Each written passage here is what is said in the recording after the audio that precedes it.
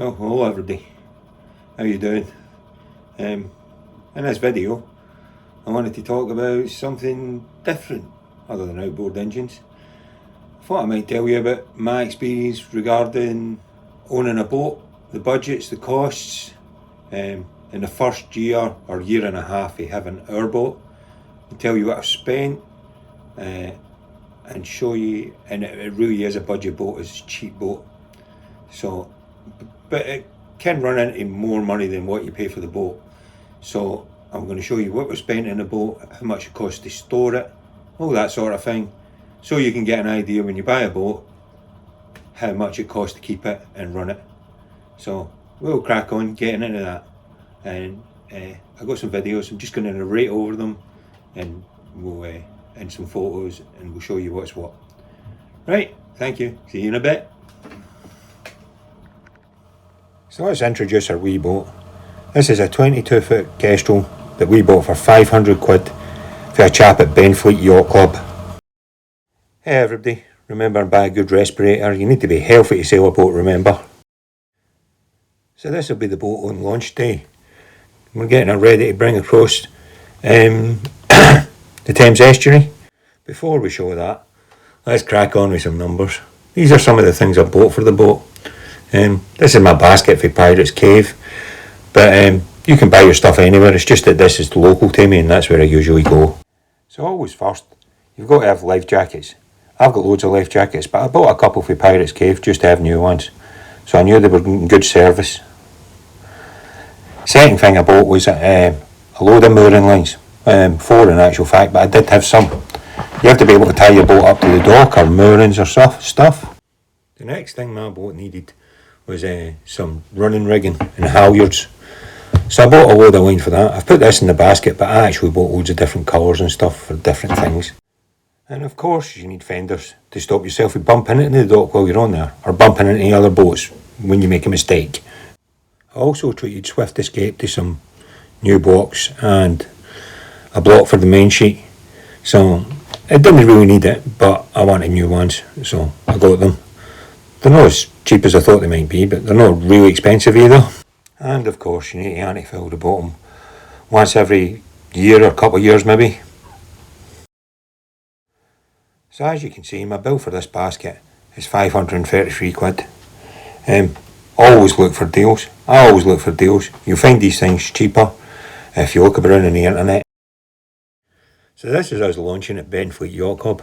Great group of lads helped me out. I actually had cutting the fuel line, so we couldn't motor, so the guys ended up towing me back to the jetty or pontoon. I can't say it enough, they were a great group of people and really helped me out. We just fixed the boat at this point and then headed off. So this is where we bought the boat back for. We bought it for Benfleet Yacht Club, where the red dot is, and we came down Benfleet Creek.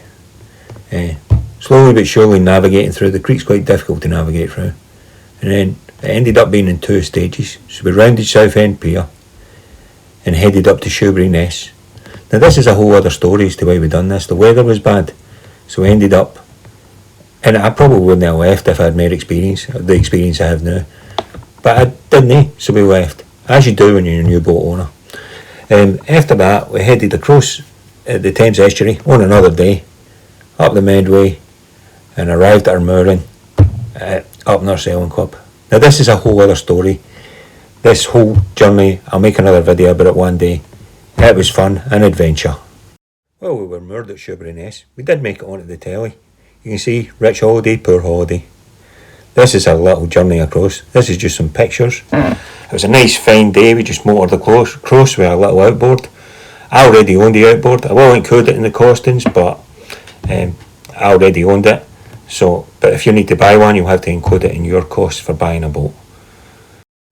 I'm just going to continue letting you watch these pictures so you can see what we saw. This is Dom, my son. You'll see him often on the boat. He loves it. As you can see, it was a nice calm day. We even saw a porpoise that day. I don't know what happened to the video. But it's not in this video. You just have to take my word for it, which is difficult today if somebody says they've seen a porpoise. So, we arrived at our mooring. This is us, all settled in. nice and tied up. Engine's still attached to the back right enough. So, but there you go. So geographically, this is where we are. This is United Kingdom. We're down in the southeast. We're in the river underneath the Thames, which is the Medway. When I say underneath the Thames, I mean south of the Thames. We're not a submarine. So on the map, I'm going to mark out the area where we'll be sailing. I think it's now going to be next season because we've still got bits to do at the boat. But this is the area where we'll be able to sail in a day and train ourselves up. So let's talk about costs so far. We bought the boat for 500. We bought stuff for the chandlers for about 500. And we bought an outboard. Or we already had an outboard, which was about 400. So the total cost so far is about 1400. Let's crack on and look at some other stuff.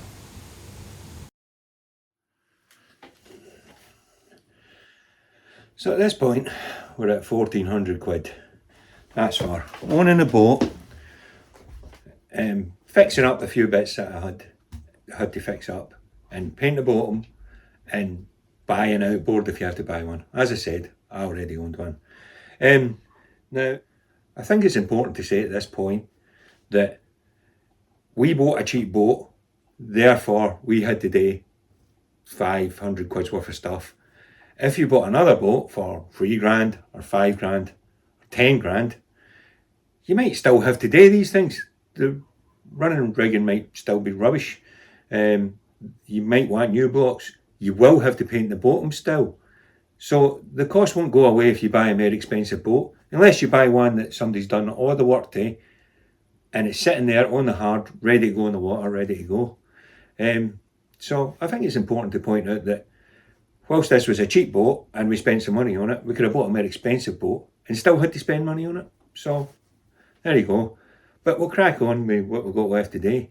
Now, at this point, I would also like to tell you about, now I'm a member of Up in our Sailing Club, and I have had a boat in a marina before. It's more expensive to have it in a marina, and I had it out, put it in a hard. It cost me £100 odd a month to have it on the hard, and I kept it there for a long time. And eventually I ended up never using that boat. But it was a good training ground for me to figure out how to fix boats, how to do the rigging, and you know. So it was an educational experience. It was worth the money for me, as far as I was concerned. But I'm way Up in a Sailing Club. And with a sailing club, and particularly in this particular instance, up in where we are, it costs £300 for a family membership. So you're going to add that to your costs, unless you want to be in a marina and spend a fortune. And £400 a year from a mooring. So in total, £700-ish a year to keep my boat on the river and to be a member of the sailing club. And being a member of the sailing club is really good because there's other people there. I'm a new sailor, and there's other people there who have got loads of experience. And some people know how to do mechanical work, some people know how to do other things, and they'll always help you. Sailors always help each other out. It's a good place to be. So, in the total year cost, at the end, I'm going to add in just £700 for a sailing club membership, but it may cost you more if you want to stay somewhere else. That's research you would have to do on your own. So, yes, our boat does have an inboard engine. We just didn't use it in the way here. That's because we couldn't get it started. So, we fitted a new lift pump, new fuel filter housing, checked the fuel, went through all the usual suspects. Now I've got some people for the sailing club working on it. And as I said before, people for sailing clubs are good because they know what they're doing. In particular, this mechanic is looking at my engine and roughly expects to cost £400 to get it started. So we're going to include that in our costs.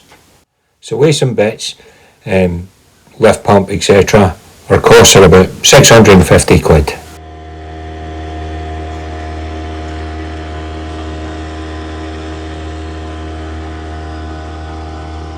Dinghy's a Seagull 270, I think, SL. Slatted bottom, I think SL stands for. And we have a Hankai engine. The dinghy was 400 quid and the engine was 400 quid. And I've done loads of reviews on the engine, so you can look back at these if you want. So I'm going to refer to some notes I made. So now we're going to look at our total costs. We'll just quickly review it. We had £500 for the boat, £500 for the bits, £400 for the outboard. So £1,400 so far for the actual boat itself. Then at the Sailing Club we had £700 for the year, so that's a recurring cost. Every year you get £700 bill, or 300 and 400 as it is in my case. Our dinghy costs 400 for the dinghy, 400 for the outboard, £50 for the wheels. So I think that total cost brings us to £2,750. Now it seems like a lot of money, but it was spread out a long period of time, and I have spent a long period of time working on this boat. I could have sailed it at the beginning of the season, but I want the boat to be right. I want it to be just right, the way I want the outboard to be working, the inboard to be working, sorry, and everything to work properly and everything to be in the right place. I could sail it, but let's not. So I do have expected further costs, and the expected further costs are, let me have a think. Oh yes, haul outs. So you haul out once a year or once every 2 years, probably once every 2 years in my case. We've got a hard standing bit where you can scrape off the bottom of the boat and stuff. So we'll haul out once every 2 years. I expect that to be about 700. No, let me think. No, that's a bit expensive. Let me just have a think here. I think it'll be about £300 to go hold it, and maybe about £100 to keep it there for a month to repaint the bottom of the boat and stuff. Let's just call it 500. 500-ish. Yeah. So they're expected further costs, and then obviously the upkeep of your boat, which after you've done all your main work will be minimal really, you know. The other thing I've got today is electrics. I have added new batteries, so the new batteries will cost me another couple hundred. So we're probably on £3,000 so far. Yeah. Still with the electrics to do. Now the electrics work in my boat. I just want new ones. Some of these things I just want to get done because I want them done. You don't always have to do that. Now, let's look at the point. I've spent a year and a half in this boat, and a year on a boat before that. I bought cheap boats. I bought 2 cheap boats. I mean, the one before that was more expensive, to be honest. And I've worked on them. It lets me, for a beginner standpoint, I didn't know anything about boats until I started working on them and started making phone calls and finding out things for people. It's all a big learning curve. Yes, you can buy a boat for $100,000 and sail off into the sunset, but inevitably things are going to break and you might not know how to fix them.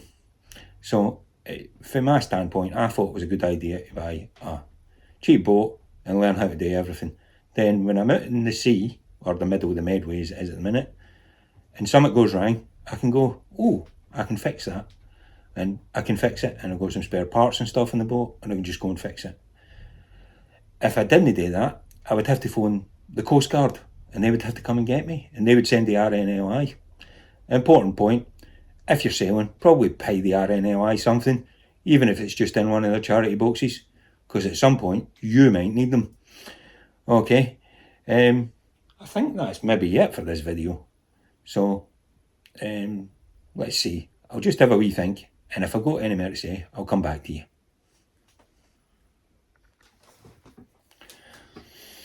So you might have realised by now, I'm guilty of a bit of procrastination when it comes to going sailing. Other people might just have jumped in the boat when they could sail it and went and started learning and stuff. But I like everything to be just perfect. So I've got a plan. My plan is to learn how to sail on the Medway. It's a busy shipping place and there's loads of boats and stuff. I reckon I can hone pretty much most of my skills there. I mean, I've been sailing before, but never in anything that big. It was always dinghy sailing before. It was in the Medway, funnily enough.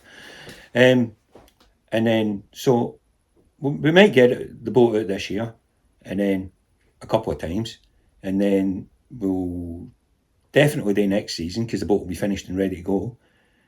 And we can do training. I'll probably go on one of these elite sailing courses next year and get the little certificate that says you can do everything.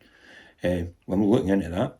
And then the year after that, we'll do something more adventurous. I don't know, around Britain or whatever. I don't know what people do.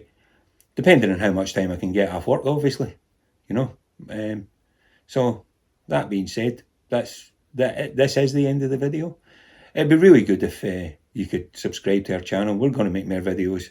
Admittedly, the videos haven't been the best quality to begin with, but this is also another learning curve. So you got to keep doing things to learn them.